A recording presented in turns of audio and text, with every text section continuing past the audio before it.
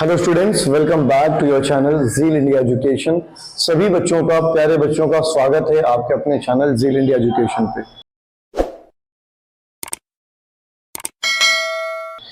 आज मैं current electricity शुरू करने जा रहा हूँ, स्टार्ट करने जा रहा हूँ। क्लास 12 का इंपॉर्टेंट चैप्टर है ये। और आज हम लोग बेसिकली करंट इलेक्ट्रिसिटी के बारे में इंट्रोडक्टरी क्लास करेंगे। करंट इलेक्ट्रिसिटी के बारे में इंट्रोडक्शन करेंगे, बेसिक होता क्या है। करंट इलेक्ट्रिसिटी को शुरू करते हैं हम लोग बिना टाइम वेस्ट किए हुए। जो भी बच्चे नए हो प्लीज चैनल को सब्सक्राइब कर लीजिएगा और आज के सेशन को एंड तक देखना, लास्ट तक, क्योंकि आज के क्लास बहुत इंपॉर्टेंट होने वाला है। बच्चों, करंट इलेक्ट्रिसिटी की जब बात करते हैं हम लोग तो ध्यान से समझिएगा आप लोग। करंट इलेक्ट्रिसिटी होता क्या है पहले ये समझे आप लोग। जब भी करंट की बात होती है, करंट तो करंट दो तरह के होते हैं बच्चों। एक होता है करंट जो चार्ज के मोशन की हम बात करते हैं।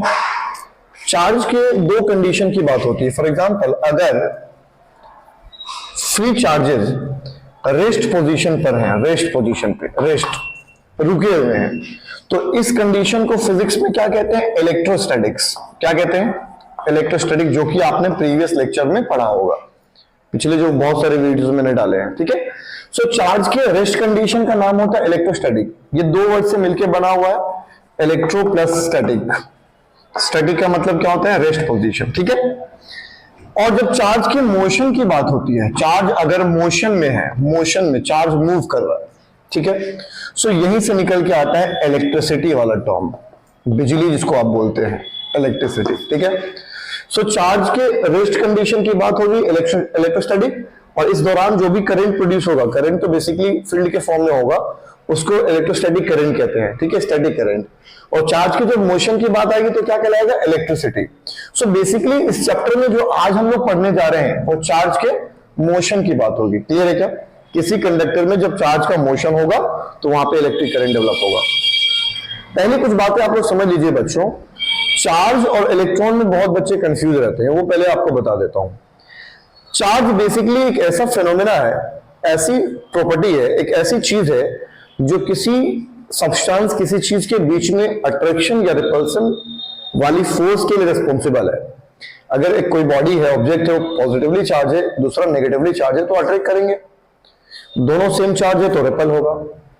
चार्ज हमेशा अमाउंट के फॉर्म में होगा। अमाउंट के फॉर्म में चार्ज की यूनिट कूलम होती है।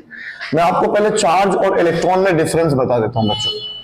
चार्ज जो होता है वो अमाउंट के फॉर्म में होता है। अमाउंट, किसी कंडक्टर में कितना चार्ज है, 4 कूलम, 5 कूलम, 6 कूलम, 10 कूलम। ठीक है। लेकिन जब इलेक्ट्रॉन की बात आएगी बच्चों, इलेक्ट्रॉन्स, तो ये नंबर के फॉर्म में होता है। किस फॉर्म में होगा? नंबर के फॉर्म में। 5 इलेक्ट्रॉन, 10 इलेक्ट्रॉन, 20 इलेक्ट्रॉन। इलेक्ट्रॉन पे ये होते हैं, इस पे ये होते हैं। जैसे मैं आपसे कहता हूं कि 5 इलेक्ट्रॉन पे कितना चार्ज होगा, so we have formula, that is quantisation of charge, Q is equal to Ne। Formula आपको मालूम है ना, Q is equal to Ne। अगर मैंने आपसे बोला कि 5 इलेक्ट्रॉन पे चार्ज कितना होगा, तो 5 इंटू 1.6 इंटू ये फॉर्मूला लगेगा। ठीक है। चार्ज कितना निकल के आएगा? 8.0 इंटू 10 की पावर माइनस 19 कूलम। क्लियर है क्या? इलेक्ट्रॉन, हम लोग बोलते हैं कि किसी कंडक्टर के अंदर चार्ज के फ्लो को इलेक्ट्रिसिटी कहते हैं। चार्ज के, इलेक्ट्रॉन के फ्लो को नहीं बोलो आप। अगर इलेक्ट्रिसिटी का आपको प्योर डेफिनेशन देना है तो the rate of flow of charge. अब जैसे ही मैंने चार्ज बोला तो चार्ज के कंसेप्ट में, चार्ज में इलेक्ट्रॉनों का भी जिक्र होगा, ठीक है, और प्रोटॉन का भी जिक्र होगा। तो जिस भी कंडक्टर के अंदर बिजली दौड़ती है ना, मतलब वहां पे इलेक्ट्रॉन का भी फ्लो हो रहा है और वो प्रोटॉन का भी फ्लो हो रहा है। ठीक है, बात मेरी समझ आ रही? कन्वेंशनल करंट और इलेक्ट्रिक करंट हम आगे उसके बारे में डिस्कशन करेंगे। ठीक है। चार्ज में दोनों चीज आएंगे, प्रोटॉन और न्यूट्रॉन। ठीक है। और चार्ज के फ्लो के रेट को इलेक्ट्रिक करंट कहते हैं। अब समझ लीजिए, मैं डेफिनेशन पहले ये समझ लिया आप लोगों ने, चार्ज अमाउंट के फॉर्म में होगा। हम कभी ऐसे नहीं बोलेंगे कि सिल्वर के वायर में 5 चार्ज फ्लो हो रहा है, 10 चार्ज, ये स्टेटमेंट ही गलत हो जाएगा। हम कभी नहीं बोल सकते कि कॉपर के वायर में 20 चार्ज फ्लो हो रहा है, 20 इलेक्ट्रॉन बोल सकते हैं, वी कैन कॉल 20 इलेक्ट्रॉन। अब 20 इलेक्ट्रॉनों पे चार्ज डिफरेंट होगा। ठीक है, कितना चार्ज होगा? Because charge is an amount form. Charge हमेशा अमाउंट के फॉर्म में होता है। बात समझ आ रही? So this is the difference between both. हमारे पास फॉर्मूला है कि कितने इलेक्ट्रॉन पे कितना चार्ज होगा, we have formula that is called quantisation of charge, ठीक है ना। ये फॉर्मूला बहुत ही इंपॉर्टेंट है। सो बेसिकली इस चैप्टर में हम लोग किसके बारे में डिस्कशन करने जा रहे हैं, चार्ज के मोशन वाले कंडीशन की बात कर रहे हैं, वही इलेक्ट्रिसिटी कहलाएगा, ठीक है जी। चले इसको नोट डाउन कर लीजिए, वीडियो पॉज करके जो भी बातें आपको नोट डाउन करनी है जल्दी से नोट डाउन कर लीजिए बेटा।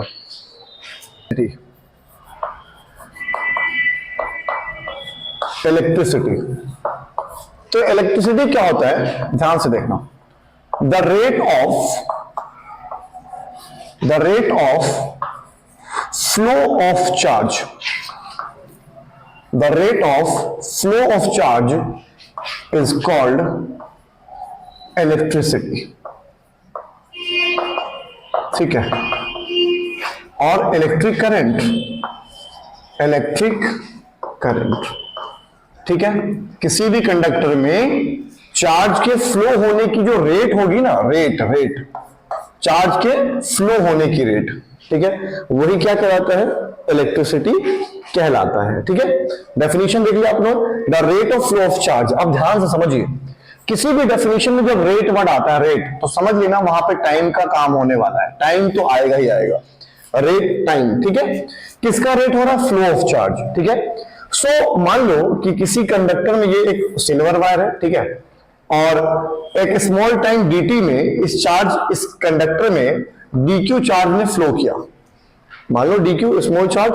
सो इलेक्ट्रिक करंट का फॉर्मूला क्या होगा, इलेक्ट्रिक करंट का फॉर्मूला क्या होगा, dq अपॉन dt, ठीक है।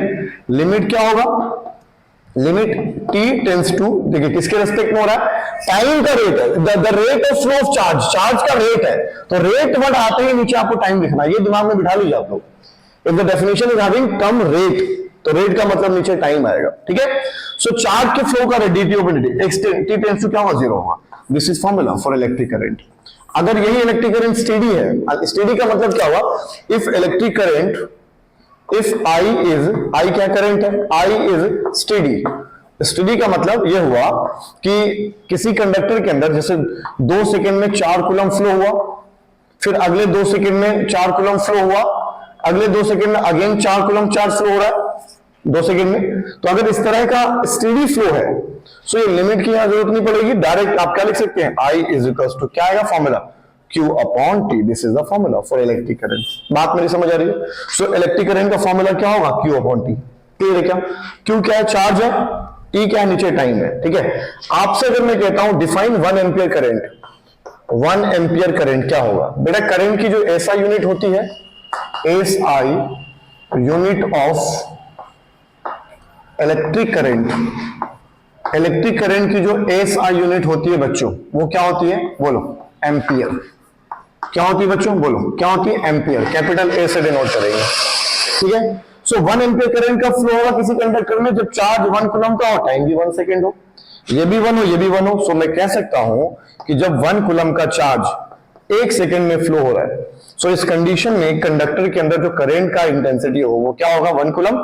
सो 1 कूलम क्या हो जाएगा, 1 एम्पियर क्या होगा, 1 एम्पियर क्या होगा, 1 कूलम पर 1 सेकंड। अगर किसी कंडक्टर में हर 1 सेकंड में 1 कूलम चार्ज फ्लो हो रहा है, तो समझ लेना उस कंडक्टर के अंदर 1 एम्पियर का करंट फ्लो हो रहा है। बात मेरी समझ आ रही है। So these are the basic, ठीक है। सो करंट की जो SI यूनिट होती है वो एम्पियर होती है। एम्पियर के अलावा और भी बहुत सारी यूनिट है, जैसे milliampere, 1 milliampere, 1 milliampere कितना होता है बेटा, 10 की पावर माइनस 3 एम्पियर, ठीक है। शॉर्ट में इसको मिली एम्पियर को ऐसे लिख देंगे, MA। तो 1 मिली एम्पियर क्या होगा, बोलो, बात समझ आ रही है, ये हो गया। उसके बाद आता है micro ampere, micro ampere. So micro ampere क्या होता है बेटा, 1 माइक्रो एम्पियर कितना होगा, 10 की पावर माइनस 6 एम्पियर के बराबर। माइक्रो एम्पियर को शॉर्ट में ऐसे लिखते हैं, ये होता है सिंबॉलिक फॉर्म, ठीक है। सो 1 माइक्रो एम्पियर क्या होगा, 10 की पावर माइनस 6 एम्पियर। बात समझ आ रही है क्या, क्लियर है क्या, नोट डाउन करिए, इंपॉर्टेंट है, जल्दी नोट डाउन करिए वीडियो पॉज करके।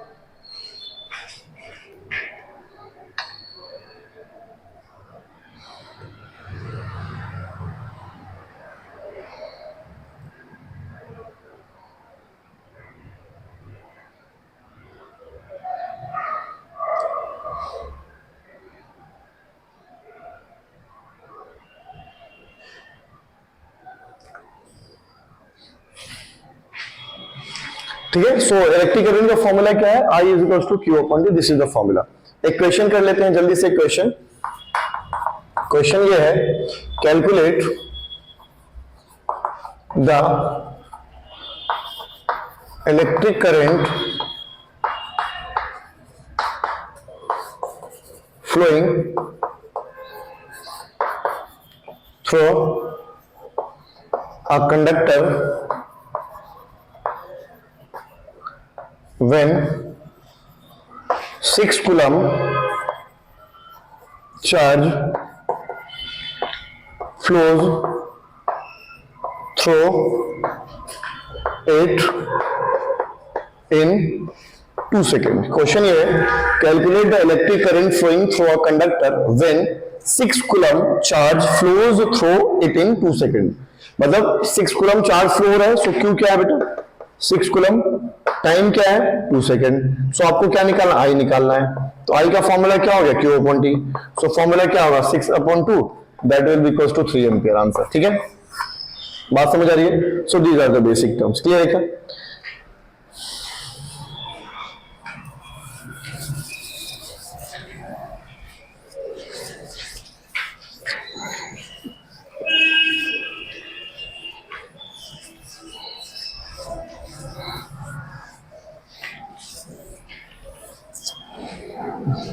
चलिए नेक्स्ट आगे बढ़ते हैं हम लोग नेक्स्ट टॉपिक की तरफ अपने यहां पर। वो बात करेंगे सबसे पहले हम लोग किसके बारे में बच्चों, पोटेंशियल डिफरेंस और इलेक्ट्रिक पोटेंशियल के बारे में। इंपॉर्टेंट चीज है ये, इलेक्ट्रिक पोटेंशियल एंड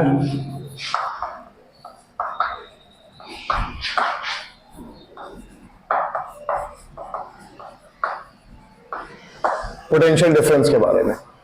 दोनों में डिफरेंस समझ लीजिए बेटा, इलेक्ट्रिक पोटेंशियल और पोटेंशियल डिफरेंस में क्या फर्क है।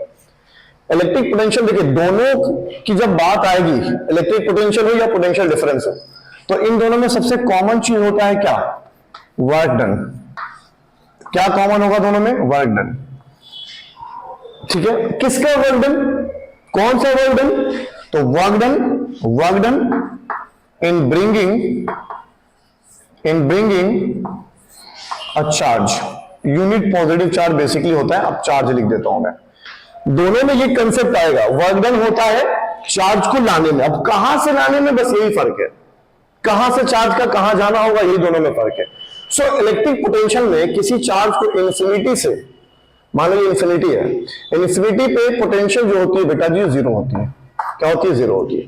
सो किसी भी यूनिट पॉजिटिव चार्ज को इन्फिनिटी से किसी पॉइंट पे लाने में, इन्फिनिटी से गिवन पॉइंट में, मतलब आपको इन्फिनिटी तक बहुत दूर से कंपैरेटिवली और किसी पॉइंट ए पर लाया जा रहा है, तो इसको लाने में जो वर्क डन होता है, ये मान लो यहां पे ए पॉइंट है, ठीक है। सो यहां से चार्ज को यहां लाने में, अच्छा यहां मान लो इन्फिनिटी वाला पॉइंट ए है हमारा, ठीक है, और ये वाला पॉइंट मेरा बी है, ठीक है। सो चेंज इन पोटेंशियल अगर मैं निकालूं V A minus V B, बोलो V A minus V B, या आप हायर में से लोअर घटा लीजिए, इस तरह से अगर लिख देता हूं मैं, यहां पोटेंशियल तो जीरो है। सो अगर मैं आपसे कहता हूं कि चेंज इन पोटेंशियल निकालिए, डेल्टा वी निकालो, तो वी बी माइनस का वी ए, ठीक है। सो डेल्टा वी क्या निकल के आएगा, वी बी पे कुछ ना कुछ पोटेंशियल तो होगा ही, माइनस का क्या, बोलो वी ए पे जीरो, बोलो बात समझ आ रही है। सो चेंज इन पोटेंशियल क्या निकल के आया, वी निकल के आया, ठीक है। सो चार्ज को, किसी चार्ज को इन्फिनिटी से यहां लाने में जो वर्क डन होता है पर यूनिट चार्ज, मतलब हमने कितना वर्क डन किया, वर्क डन क्या होगा, वर्क डन क्या होगा, यही पोटेंशियल के बराबर होगा। वर्क डन कितना किया और उस चार्ज को लाने में, work done per unit charge, work done per unit charge is called potential. कहां से, इंफिनिटी से गिवन पॉइंट में, तो ये इलेक्ट्रिक पोटेंशियल हो जाएगा। सो फॉर्मूला क्या आ गया, V is equal to W by Q, ये इलेक्ट्रिक पोटेंशियल के लिए होगा। इन्फिनिटी ही क्यों लेते हैं, क्वेश्चन ये वाई इन्फिनिटी। सो इन्फिनिटी पे पोटेंशियल जीरो होता है, आपको ये दिमाग में रख लेना, ठीक है। सो इन्फिनिटी वाला जो पॉइंट है वो मेरे को नहीं पता है, वो गिवन नहीं है, लेकिन जिस पॉइंट पे मैं ला रहा हूं वो गिवन है। लेकिन जब पोटेंशियल डिफरेंस की बात आएगी बच्चों, तो ये मान लो ये कंडक्टर है, ठीक है, ये कंडक्टर है, ठीक है। अब कंडक्टर मेरे पास है, तो जाहिर है कि मेरे पास मैं कोई दो पॉइंट ले सकता हूं, ए पॉइंट मैंने यहां ले लिया और बी पॉइंट यहां ले लिया। किसी चार्ज में यहां से फ्लो करना शुरू किया, यहां पे गया, मान लो, अच्छा वी पर अगर होगा तो वी पे पोटेंशियल क्या होगी, वी ए होगी, यहां पे क्या होगी, वी बी होगी, पोटेंशियल होगी ना भाई। तो किसी चार्ज को एक गिवन पॉइंट, यहां गिवन पॉइंट इंफिनिटी था तो उसकी पोटेंशियल जीरो थी, लेकिन यहां पे दोनों पे कुछ ना कुछ पोटेंशियल होगा। तो किसी एक गिवन पॉइंट से दूसरे गिवन पॉइंट में जब चार्ज को लाया जाता है in bringing a unit positive charge from one given point two another, in that situation work done per unit charge is called potential difference. So यहां पर क्या होगा, VA minus VB, यही क्या होगा बोलो, change in potential, you can also write VB minus VA, ठीक है। चलो तो क्या निकल के आएगा बोलो, वर्क डन जो हुआ बोलो पर यूनिट चार्ज। अब ये क्या है, चेंज इन पोटेंशियल ही तो है, पोटेंशियल में फर्क, पोटेंशियल में फर्क मतलब पोटेंशियल डिफरेंस। यहां पोटेंशियल में कुछ फर्क था नहीं क्योंकि इन्फिनिटी पे तो पोटेंशियल जीरो होता है, दैट इज इलेक्ट्रिक पोटेंशियल। यहां दोनों का पोटेंशियल मालूम है, that is potential difference. So change in potential क्या होगा, ये पोटेंशियल ही तो होगा भाई। 10 वोल्ट में से 5 वोल्ट घटा लीजिए तो 5 वोल्ट ही तो निकलेगा, 10 वोल्ट में से 7 वोल्ट घटा लो 3 वोल्ट निकलेगा, रहेगा तो वोल्ट में। सो V का V लिख दिया मैंने, तो V बराबर क्या होगा W/Q। सो यहां से W जो निकलेगा वर्क डन, वो भी क्या हम लिख सकते हैं उसको V × Q। ये भी इंपॉर्टेंट फॉर्मूला होता है, W = V × Q। क्लियर है क्या? So this is potential difference. बात मेरी समझ आ रही है, क्लियर है क्या? So this is potential difference, is it clear है? सो इलेक्ट्रिक पोटेंशियल और पोटेंशियल डिफरेंस में ये दोनों का डिफरेंस है। तो बेसिकली इस वाले टर्म की हम बहुत ज्यादा जिक्र नहीं करने वाले हैं, लेकिन ये बार बार आएगा, बार बार आएगा पोटेंशियल डिफरेंस, क्योंकि कंडक्टर के अंदर करंट के फ्लो की हम बात करने वाले हैं, चार्ज के फ्लो की हम बात करने वाले हैं। बात समझ आ रही है? सो पोटेंशियल डिफरेंस आपको बार बार थ्योरी के अंदर आने वाला है, क्लियर है?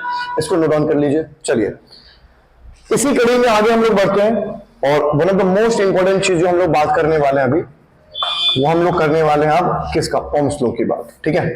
Very important Ohm's law. Potential सबको समझ आ गया, potential is what, the work done in bringing a unit positive charge from one given point to another given point is called potential difference. And electric potential is what, the work done in bringing a unit positive charge from infinity to a given point is called electric potential. Now come to the Ohm's law. So Ohm's law क्या है बच्चों, समझ लिया ध्यान से। Ohm's law क्या है, basically Ohm's law क्या है ना, Ohm's law potential, electric current और रेजिस्टेंस का रिलेशन का है। अब ये है क्या वो समझा देता हूं। According to Ohm's law, at any constant temperature and atmospheric pressure, at any constant temperature and atmospheric pressure the potential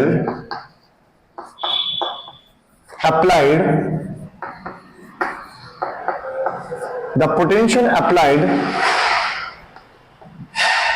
across the cross section of any conductor is directly proportional